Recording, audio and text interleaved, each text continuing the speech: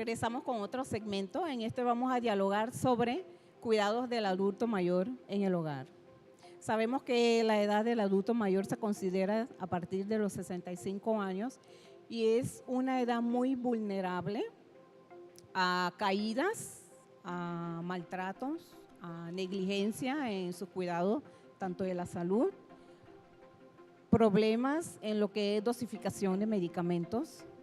Si alguien está cuidando a un adulto mayor, tiene que ser una persona que tenga salud física, que tenga fuerza física o por lo menos que no sea solamente él o ella que esté cuidando a esa persona, sino que tenga otro tipo de apoyo. ¿Por qué? Por los problemas de lo que es la movilización, para evitar que ese cuidador vaya a tener problemas de lumbalgia, dorsalgia o problemas de la columna vertebral por una movilización inadecuada de ese adulto, y dependiendo si es una persona con textura delgada o de textura gruesa, hay que tener mucho cuidado. Entonces, con respecto a lo que es la medicación, se recomienda a las personas que cuidan a adultos mayores tener una guía del horario y de los medicamentos y cada qué tiempo le corresponde, y por lo menos pegarlo en la nevera, que puede ser una opción para evitar sobredosificar a la persona que están cuidando. Así es, Enriqueta, porque es difícil la atención de un adulto con enfermedades degenerativas o crónicas. Pues no estamos hablando de un adulto sano como muchos de ustedes que tienen todas sus facultades, gente de más de 65 años que todavía se encuentra entera. No, estamos hablando de aquel adulto mayor que está enfermo en casa y que muchas veces nosotros como familiares tenemos que hacer el rol de cuidadores, y ser cuidador de un adulto mayor requiere habilidades y destrezas que usted debe conocer. En este programa vamos a tratar de presentarles algunas de estas habilidades y algunos de los consejos, ¿verdad?, que queremos darle en cuanto a la atención del adulto mayor enfermo, ¿verdad, Roy? ¿Qué podemos decir sobre la alimentación de este adulto mayor? Bueno, sí es importante también valorar todo el componente biológico del paciente, la parte de alimentación, porque puede interferir y puede también contribuir al problema del desarrollo de lo que son las úlceras, por la falta de movilización, que vemos que es un punto que quizás se repite mucho en los pacientes que tienen pacientes que están encamados, tienen su condición un poco degenerativa, y la parte de la alimentación es básica y fundamental. También la parte de la ingesta del agua, porque con el pasar de los años muchas veces comienzan a perder lo que es la necesidad de ingerir líquidos y comienzan a deshidratarse este tipo de pacientes, y conlleva una alteración. Imagínense, un cuerpo sin agua altera completamente el funcionamiento biológico. Y también, adicional a valorar lo que es la parte biológica, también comprender de que estos pacientes gerontes, estos pacientes con más de 65 años, también tienen sus problemas de la parte emocional, la parte social, porque ellos van sintiendo de que ya no son tan valiosos, que ya no son tan funcionales como antes, y definitivamente que hay una alteración en cuanto a términos de valía, y ayudarles o permitirles en su justa medida, porque hay que también valorar que en su justa medida que ellos puedan participar de su autocuidado, que ellos se sientan independientes y que también se sientan valiosos, porque si uno se acerca a una cama de un paciente que está encamado, valga la redundancia, perdón, o a un pacientito que se encuentre en un hospital, y usted le preguntan, muchas veces ellos repiten, pero es que ya yo no valgo nada, ya yo no sirvo para nada, yo estoy aquí, ves que yo no puedo funcionar. Pero ahí podemos extraer y tratar con ellos la parte psicoemocional, la parte también espiritual, y hablarles de términos de trascendencia, porque aún un paciente cuando está encamado es capaz de dar muchísimo, pero muchísimo para el resto de las personas que le rodean. Ahí es donde es importante hacerle saber que es sumamente valioso para su familiar. Tiene un cuerpo de conocimientos que puede compartir con la juventud. Un modelo de ejemplo que puede ayudar a otras generaciones a cultivar buenos valores y transmitir ese conocimiento que ellos tienen, que de pronto físicamente no lo pueden realizar, pero intelectualmente todavía es funcional. Exactamente. Recordar que el adulto mayor ha perdido parte de su apetito. Decía mi abuela, es que yo estoy cansada de 80 años de estar comiendo lo mismo. Entonces había que jugar con ella y preguntarle, ¿pero qué quieres comer? Entonces buscar qué te gusta, o sea, qué quieres que comas y tratar de complementar con cosas que lo hagan más, tener un poco más de nutrición, mejorar esas cosas, ¿verdad?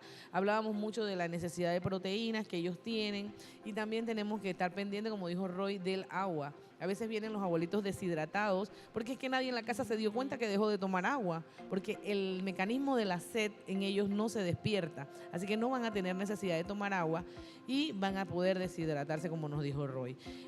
Lo de la atención de la piel, Enriqueta, es fundamental, ¿verdad? Lubricar la piel para prevenir la aparición de lesiones y la aparición de úlceras por movilización, por poca movilización o por reposo prolongado. A ellos siempre hay que estar movilizándolos para evitar estos tipos de lesiones. Y anquilosamiento, que es cuando se ponen todos rígidos, que la gente normalmente dicen que está tieso, pero es por la falta de movilización. Cuando tenemos a alguien enfermo, pasivos. cuando tenemos a alguien enfermo en casa, creemos que debemos dejarlos en la cama.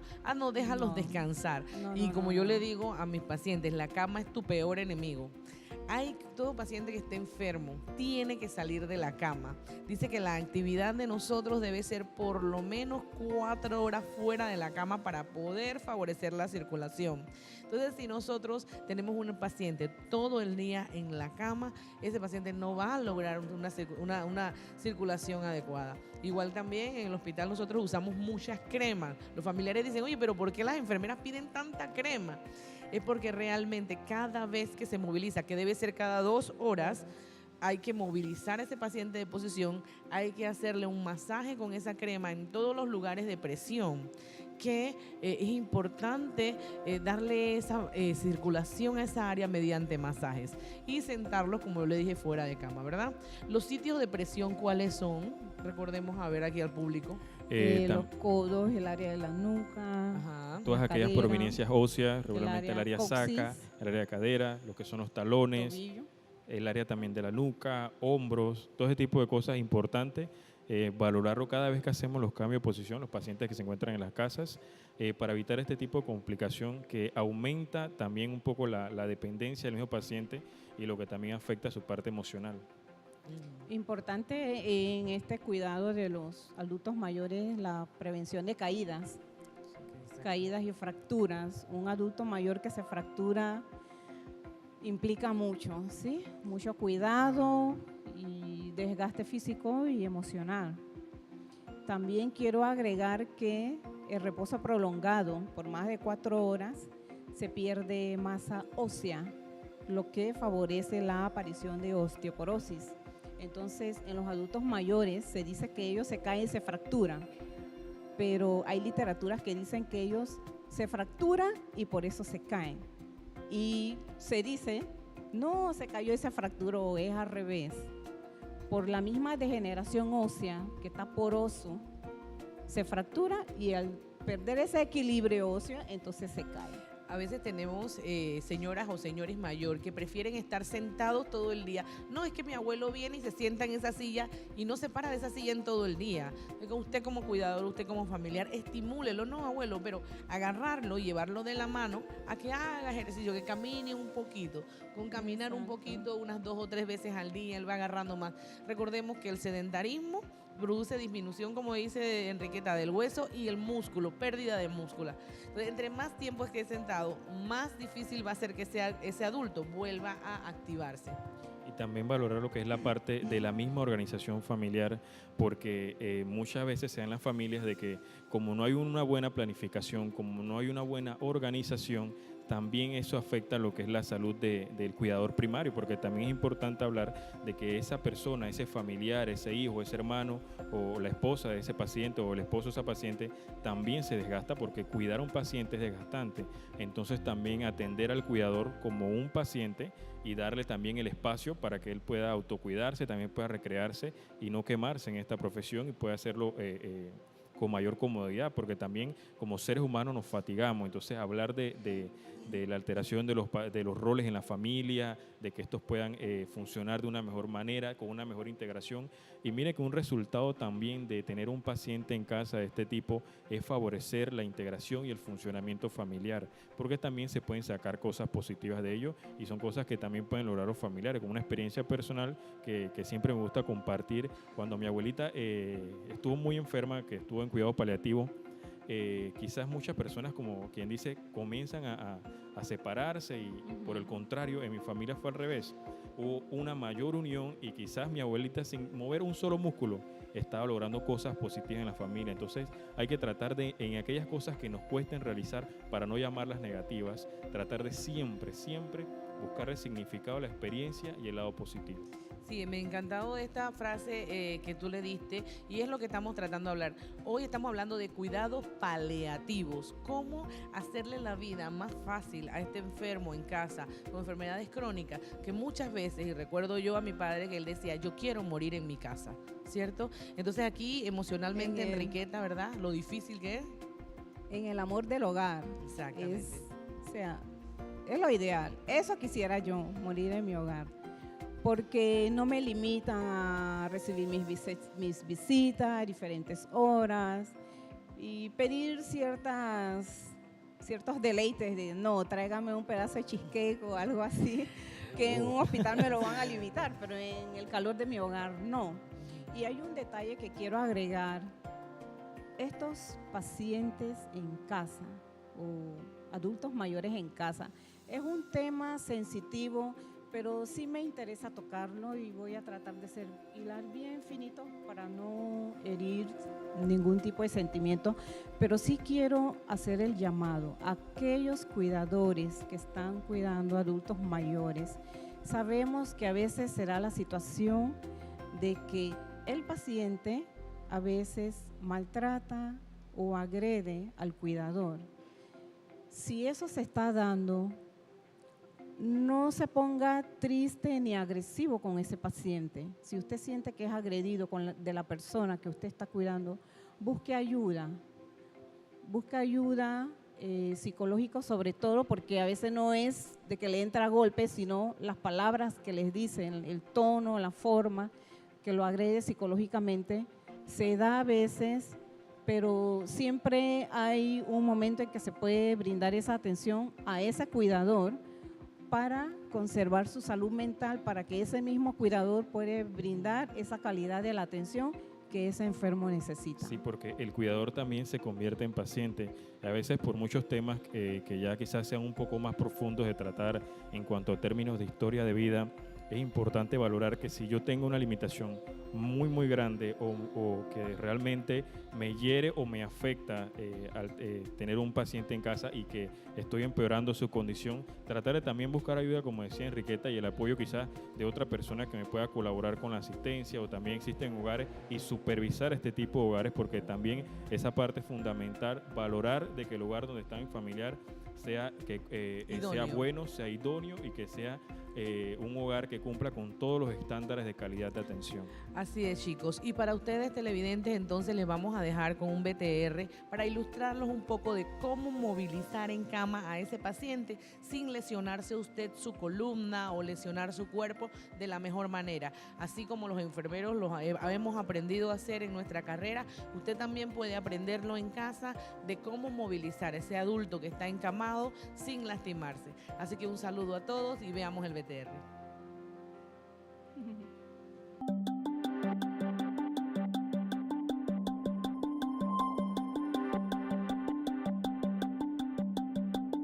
Saludos amigos, en el día de hoy estamos en la Universidad de Panamá, el Laboratorio de Simulación de la Facultad de Enfermería, y le vamos a presentar la movilización del paciente encamado, cómo se debe movilizar y qué lugares tenemos que proteger y evaluar cada vez que estamos movilizando a este paciente. Tenemos la compañera Yavani Mojica, estudiante de enfermería, que nos acompañará en la mañana de hoy para entregarles esta demostración.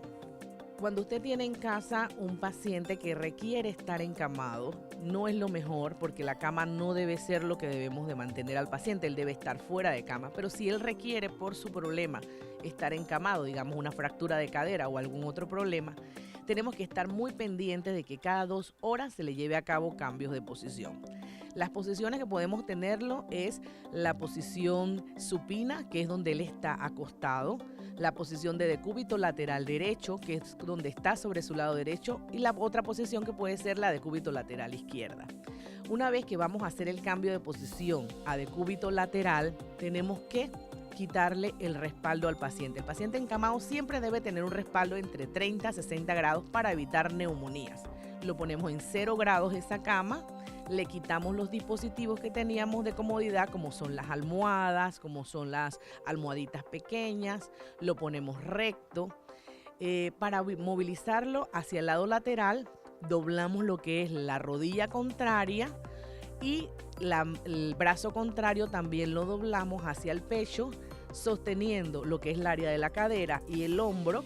Vamos a hacer un impulso hacia el lado contrario y lo viramos con la ayuda de la otra persona. Si estoy sola y la persona me ayuda, pues entonces lo empujo, que él se sostenga del otro lado. En ese momento reviso el área de occipital de la cabeza a ver si no tiene áreas rojas, reviso la espalda del paciente, reviso el área de los omóplatos, el área de la columna, también reviso el área sacra y obviamente reviso a ver si el paciente no está orinado o evacuado que requiera cambiarse. Una vez que ya tenemos al paciente de lado, es el momento preciso para darle masajes, para darle con cremas humectantes en todas estas áreas que les mencioné que eran depresiones, revisarla a ver si hay área enrojecida y darle masajes de manera circular o palmoterapia. Una vez que vamos entonces a revisar las piernas, verificamos que ambas rodillas no estén en contacto. Vamos a colocar una almohada en medio de las rodillas para que ellas no hagan presión una con otra, porque esta es otra área también puede provocar úlceras. Y luego en el área de los talones verificamos también que no estén en contacto con la cama, colocándole almohadas más pequeñas o rollos de sábana que van a evitar que esos talones y sobre todo el área maleolar esté en contacto directo con la cama, ejerza presión y allí se formen las úlceras por problema de vascularidad, o sea, la sangre no llega a la piel y ahí entonces se abren estos huecos que inclusive pueden llegar hasta los huesos. Lo importante es que usted como cuidador se cuide siempre manteniendo su alineación de su espalda, sus piernas flexionadas, pero que el paciente quede cómodo y alineado su columna, le coloca nuevamente sus almohadas, lo arropa, conversa con él en todo momento y le hace sentir que para él es importante y que usted en este momento está brindándole todo el amor posible.